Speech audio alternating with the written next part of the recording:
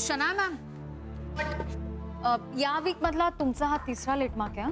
So ma'am, on Monday you came at 11:30 आणि ट्यूजडेला you came at 12:15 आणि आज तुम्ही 12:30 आलात मॅम. हे आता तूही मला शिकवू नकोस हा. तुला माहिती आहे ना मी कोण आहे. Of course I know. तुम्ही इथल्या एक एम्प्लॉई आहात आणि मी इथली रिसेप्शनिस्ट आहे. लोकांना त्यांच्या लेट मार्क्स बद्दल वॉर्न करणं हे माझं काम आहे. And I did that ma'am. How dare you. तू मला शिकवतेस? तुझी लायकी तरी आहे का ग माझ्याशी बोलायची? तुझा जेवढा पगार असेल ना तेवढा एका आठवड्यात शॉपिंग करते मी. Useless. Ma'am please mind your language. मी तुमच्याशी डिसेन्सी मेंटेन करून बोलतेय. हेल विथ युअर डिसेन्सी यार. सगळे सारखेच आहेत. घरी काय ऑफिस मध्ये काय, जो येतो तो मला अक्कल शिकवतोय. माझ्याशी असं बोलायचं नाहीये सांगून ठेवते. नाहीतर तुझी ही डिसेन्सी घेऊन ना तुलाच फेकून देईन ऑफिस मधनं बाहेर. Useless receptionist. No, you can't talk to me like this. तुम्ही माझे सिनियर आहात म्हणून तुम्ही वाटेल तसं नाही बोलू शकत माझ्याशी. मी काहीही बोलू शकते हे माहितीये तुला. आणि आता तू गप्प बसा. नाहीतर काय? हा काय नाहीतर? हे बघा, तुम्ही आमच्या दोघींमध्ये पडू नका. हे आमचं पर्सनल मॅटर आहे. घरी तुमचं जे काही पर्सनल असेल ना ते तुमच्या घरी, इथे ऑफिस मध्ये नाही. जेनी तिचं काम करते आणि ती तिचं काम चोख करते. प्रॉब्लेम जेनी मध्ये नाहीये मिस शनाया. प्रॉब्लेम तुमच्यामध्ये आहे. तुम्हाला तुमच्या कामाबद्दल, कामाच्या वेळेबद्दल सतत सांगत राहावं लागतं. एक तर तुम्हाला दिलेली कामं तुम्ही तुमच्या वेळेत कधीही पूर्ण करत नाही. आपल्या सहकार्यांना सतत घालून पाडून बोलत असता, त्यांचा इन्सल्ट करत असता. यापुढे हे असलं खपवून घेतलं जाणार नाही. हे बघा, तुम्ही पण मला शिकवायला जाऊ नका पांदलकर. इनफ. यापुढे एक शब्द जरी बोललीस ना तर मला तुझी वरिष्ठांकडे कंप्लेंट करावी लागेल, ती सुद्धा रायटिंग मध्ये. Go and get your seat. ऐसे गो.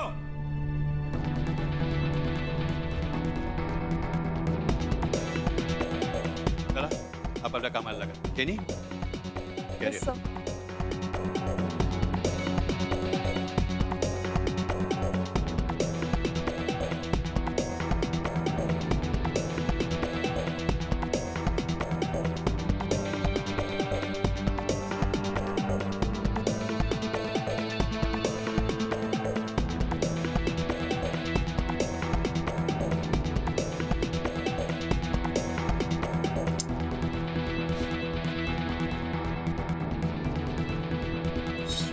यार. Show must go on. Post correct.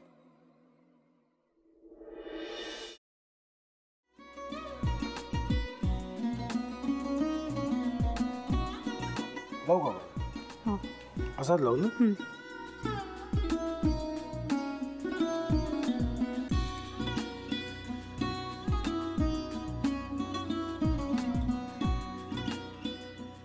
आता काय करायचंय? आता आपण ड्राय स्टफिंग दुसरं काय करणार आपण त्यात?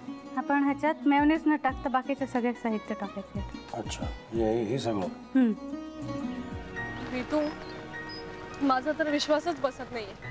म्हणजे अगं बहिणी आमचं लग्न व्हावं म्हणून किती प्रयत्न करत होती आणि ते सगळं करताना की शिवच्या आम्हाला माहिती पुरवते. नाही, मला नाही वाटत.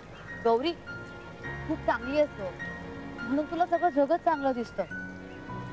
पण शिव उगाच बोलला असेल का? त्याच्यावर विश्वास नाहीये का तुझा? शिववर पूर्ण विश्वास आहे मी तुम्हाला. पण तो आता हे जे काही करतोय ना, म्हणजे निशा बहिणी समोर त्या राधिका सोबत फिरण्याचं नाटक वगैरे, ते त्याचा काही उपयोग होणार नाहीये. अगं असं कसं म्हणतो?